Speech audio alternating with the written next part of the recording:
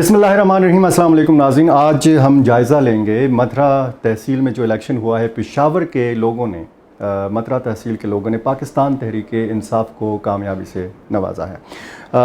पाकिस्तान तहरीक इंसाफ की कामयाबी की क्या वजूहात हैं और जो बाकी मुखालिफ सियासी जमातें हैं उनकी नाकामी की क्या वजूहात हैं, इस पर बात होगी। पाकिस्तान तहरीक इंसाफ ने कितने वोटों में इजाफ़ा किया और बाकी जो मुखालिफ जमातें हैं उनके वोट बैंक में कितनी कमी आई।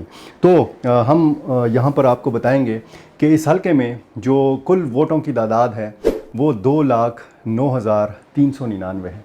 और जब आप पिछला बल्दियाती इंतखाब देखें तो उसमें वोटर निकले थे 82,320 वोट निकले थे और टर्न आउट जो था वो 44% था।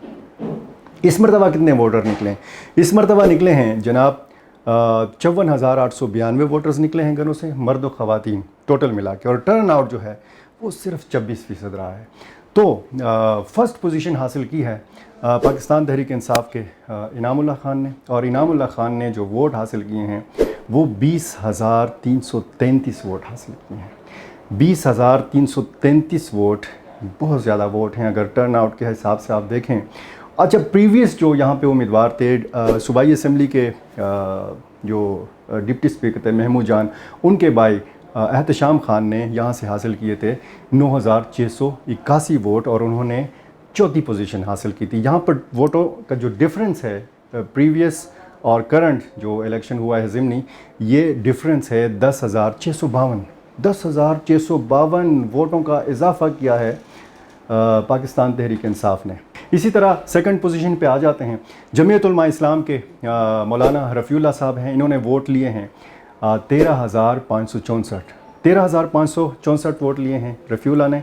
और प्रीवियस जो यहाँ पे जो ये निशस्त खाली हुई है फरीदुल्लाह साहब ने 22,000 वोट लिए थे, और डिफरेंस जो रिकॉर्ड किया गया है वो 8,436 वोटों का डिफरेंस जो है वो रिकॉर्ड किया गया है। इसी तरह थर्ड पोजीशन पे जमात इस्लामी आई है जो पिछले इलेक्शन में सेकंड पोजीशन की थी, और कहा यह जा रहा था कि पहली पोजीशन के लिए जमात इस्लामी और तहरीक इंसाफ में मुकाबला है, लेकिन जमात इस्लामी के वही पुराने जो उम्मीदवार थे हाजी इफ्तिखार अहमद, उन्होंने हासिल किए हैं 9,546 वोट। तो 9,546 वोट उन्होंने इस मरतबा हासिल किए हैं, और पिछले इलेक्शन में इन्होंने हासिल किए थे 15,844 वोट और वो सेकंड पोजीशन पे आए थे, रनर अप थे। तो डिफरेंस यहाँ पे है 6,298 वोटों का। 6,298 वोट जो हैं जमात इस्लामी ने कम किए हैं। इसी तरह फोर्थ पोजीशन पे आ जाते हैं अली अब्बास खान, पहले भी उम्मीदवार थे। अली अब्बास खान पाकिस्तान पीपल्स पार्टी के इस मरतबा भी उम्मीदवार थे। पहले उन्होंने जो वोट हासिल किए थे वो हासिल किए थे 9,835 और इस मरतबा हासिल किए हैं 5,377 इस मरतबा, और पहले इन्होंने हासिल किए थे 9,835, थर्ड पोजीशन हासिल की थी। डिफरेंस जो है 4,458 वोटों का है, यानी 4,458 वोट पाकिस्तान पीपल्स पार्टी के कम हुए हैं। फिफ्थ पोजीशन पे आ जाते हैं। पाकिस्तान मुस्लिम लीग नून ने यहाँ पर 5वीं पोजीशन हासिल की है। हालांकि फजलुल्लाह दाऊदज़ई साहब जो हैं उनका यहाँ पर ठीक ठाक वोट बैंक है, इनके भाई इसरारुल्लाह बहुत अच्छी फैमिली है, बहुत अच्छा वोट बैंक है, अच्छी खिदमात हैं। इन्होंने इस मरतबा हासिल किए हैं 3,351 वोट, और प्रीवियस इलेक्शन में जो कैंडिडेट थे वो अज़मत ख़ान दाऊदज़ई साहब थे। अज़मत ख़ान दाऊदज़ई ने हासिल किए थे 6,409 वोट, 6,409 वोट, और अब हासिल किए गए हैं 3,351 वोट। डिफरेंस है 3,058 वोटों का, यानी 3,058 वोट जो हैं ये पाकिस्तान मुस्लिम लीग नून ने खोए हैं, अपना वोट बैंक इन्होंने लूज़ किया है। सिक्स्थ पोजीशन पे आ जाते हैं, यानी नीचे से पहली जो पोजीशन है वो अवामी नेशनल पार्टी ने हासिल की है।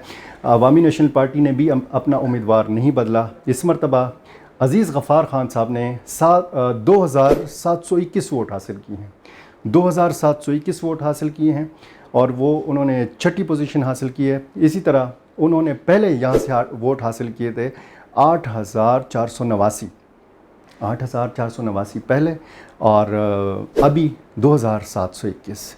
डिफरेंस है 5,768 वोटों का। 5,768 वोट अवामी नेशनल पार्टी ने लूज़ किए हैं। अब अगर हम शुरू करें अवामी नेशनल पार्टी से, तो क्या یہ صاحب جو ہیں، جو صوبائی صدر ہیں ایمل ولی خان صاحب، یہ اپنی ذمہ داری یہاں پر نبھا پائیں گے؟ یہاں پر جو تنظیمی ڈھانچہ ہے اس کو درست کرنے کی ضرورت ہے، کیا خامیاں ہیں یہ دیکھنے کی ضرورت ہے۔ تو یہ ذمہ داری ایمل ولی خان صاحب پہ عائد ہوتی ہے۔ اسی طرح اگر ہم بات کریں پاکستان مسلم لیگ نون کی، تو پشاور صوبائی دارالحکومت ہے، اور یہ جو صاحب ہیں امیر مقام صاحب، یہ صوبائی صدر ہیں، بہت متحرک مسلم لیگی لیڈر ہیں، بہت پورے صوبے میں پھرتے ہیں، لیکن یہاں پر جو شکست ہے اور جو 5th پوزیشن ہے پاکستان مسلم لیگ نون کی، تو امیر مقام صاحب پر بھی بھاری ذمہ داری عائد ہوتی ہے۔ اسی طرح آتے ہیں پاکستان پیپلز پارٹی کے اوپر۔ پھر پاکستان پیپلز پارٹی کے صوبائی صدور بدلتے رہتے ہیں، کوئی بیمار ہو جاتا ہے، کوئی فوت ہو جاتا ہے، تو ابھی جو علی شاہ باچا صاحب ہیں، ان پر بھی بھاری ذمہ داری عائد ہوتی ہے۔ جو لوکل پاکستان پیپلز پارٹی کی تنظیمیں ہیں، ان پر بھی بھاری ذمہ داری عائد ہوتی ہے۔ اسی طرح اگر جماعت اسلامی کی بات کی جائے تو سراج الحق صاحب جو ہیں وہ اسی صوبے سے تعلق رکھتے ہیں، پروفیسر ابراہیم صاحب جو ہیں وہ تعلق تو ان کا بنو سے ہے، لیکن ان پر بھی بھاری ذمہ داری عائد ہوتی ہے کہ یہ دونوں صاحبان اپنی تنظیمی ڈھانچے کو ایک مرتبہ پھر دیکھیں۔ باوجود یہ کہ افتخار احمد صاحب کی بیش بہا سماجی خدمات ہیں، کیوں جماعت اسلامی جو ہے وہ دوسری سے تیسری پوزیشن پہ آ گئی ہے، اور کیوں مولانا فضل الرحمان صاحب کی جماعت جو ہے وہ یہ سیٹ لوز کرتی ہے۔ مولانا عطاء الرحمان صاحب جو صوبائی امیر ہیں، ان پر بھاری ذمہ داری عائد ہوتی ہے۔ مقامی جو نئے عہدیدار ہیں ضلع پشاور کے، ان پر بھاری ذمہ داری عائد ہوتی ہے کہ جمعیت علماء اسلام پہلی پوزیشن سے دوسری پوزیشن پر کیسے آ گئی۔ جناب ونر ہیں انعام اللہ خان صاحب، اور ان کے لیڈر جیل میں ہیں، عمران خان صاحب جیل میں ہیں۔ تو یہ اب دیکھنے کی بات ہے کہ آنے والا الیکشن کس حد تک جو ہے شفاف ہوگا، کس حد تک اس میں اگر بیلٹ پیپر کے اوپر بلے کا نشان ہے تو پھر کوئی فرق نہیں پڑتا اگر عمران خان جیل میں ہیں اور اگر عمران خان باہر ہیں۔ تو آنے والے الیکشن میں یہ دیکھنا ہوگا کہ پاکستان تحریک انصاف کس طرح مقابلہ کر پائے گی، اور یہ جو ضمنی الیکشن ہے تحصیل مطرح کا، گو کہ یہ بہت چھوٹے پیمانے کا الیکشن ہے، کیا اس چھوٹے پیمانے کے الیکشن کا جو نتیجہ برآمد ہوا ہے وہ عام انتخابات پر بھی اثر انداز ہوگا؟ کیونکہ پاکستان تحریک انصاف بڑا کریڈٹ لے رہی ہے اس چیز کا کہ دیکھیں جی ہمارا بیانیہ جیت گیا ہے، اور جو صورتحال اس وقت باقی سیاسی جماعتوں کی ہے، اور اس وقت گراؤنڈ پر اگر آپ دیکھیں تو مختلف وجوہات ہیں۔ جو مہنگائی پاکستان تحریک انصاف کے دور میں تھی، اس سے زیادہ مہنگائی اس دور میں ہم نے دیکھی، اور پھر ہم نے یہ بھی دیکھا کہ پیٹرول کی قیمتیں بڑھائی گئی ہیں، حال ہی میں مزید بڑھائی گئی ہیں، اور پھر ڈالر بھی کنٹرول میں نہیں آ رہا۔ تو یہ ساری چیزیں عوام دیکھتے ہیں اور نوٹ کرتے ہیں، اور پھر فیصلہ کرنے کا جب وقت آتا ہے تو وہ پھر اس قسم کا فیصلہ بھی دیتے ہیں۔ اچھا، یہ الیکشن جو تھا، اس سے صرف ایک دن پہلے عمران خان صاحب کو گرفتار کیا گیا، اور اب ہمدردی کا ووٹ بھی ہو سکتا ہے کہ عمران خان صاحب کو ملا ہو۔ عمران خان کے نام کا ووٹ پڑا ہے۔ یہ انعام اللہ خان صاحب جو جیتے ہیں، ان کو زیادہ تر لوگ نہیں جانتے تھے، اور اسی حوالے سے اب مبصرین جو ہے، جو تجزیہ کار ہیں، وہ یہ اندازے لگانے میں مصروف ہیں کہ کیا آنے والے الیکشن میں بھی اسی طرح ہوگا، آنے والا الیکشن بھی اسی قسم کے نتائج دے گا۔ تو اس سے تو ایک یہ بات بھی اس پر جو ہے اندازہ ایک لگایا جا سکتا ہے کہ جب تک عمران خان صاحب کا پورا بندوبست نہیں کیا جاتا، اور اگر بیٹ کا نشان بیلٹ پیپر کے اوپر ہے، تو پھر اس سال الیکشن جو ہے وہ اس کا انعقاد جو ہے اس کے امکانات نہیں نظر آ رہے ہیں۔ جو صورتحال اس وقت الیکشن کے صورتحال کے حوالے سے اگر بات کریں تو مردم شماری پر بہت ساری باتیں ہو رہی ہیں، اور کہا جا رہا ہے کہ الیکشن تاخیر کا شکار ہو سکتے ہیں۔ میں نے اسی الیکشن کے حوالے سے گورنر حاجی غلام علی سے بات کی، وہ ویڈیو اگر آپ نے نہیں دیکھی تو وہ دیکھ لیجئے گا۔ ان کا کہنا تھا کہ یہ بہت چھوٹا سا الیکشن تھا، اس کا اتنا اثر نہیں ہوگا، کوئی بات نہیں اگر جمعیت علماء اسلام ہار گئی۔ تو یہ پاکستان پیپلز پارٹی کے لیے، مسلم لیگ نون کے لیے، عوامی نیشنل پارٹی کے لیے، جماعت اسلامی کے لیے، جمعیت علماء اسلام کے لیے یہ ان کی آنکھیں کھولنے کے لیے کافی ہے۔ اگر کوئی حکمت عملی میں کوئی کمی، کوئی خامی رہ گئی ہے تو وہ حکمت عملی درست کرنے کی ضرورت ہے۔